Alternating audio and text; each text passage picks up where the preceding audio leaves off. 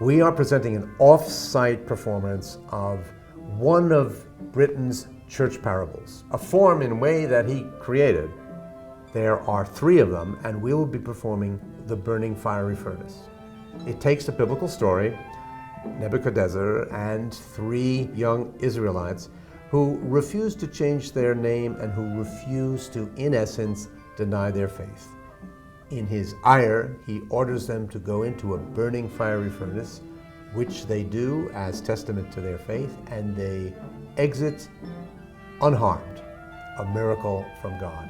And this beautiful story is captured in combination with something that began to fascinate Benjamin Britten, and that was the no plays, the Japanese no plays. And so it has a very oriental feeling to it. He uses extraordinary combination, very few instruments, but extraordinary use of bells and percussion, and a use that is very unique to his output.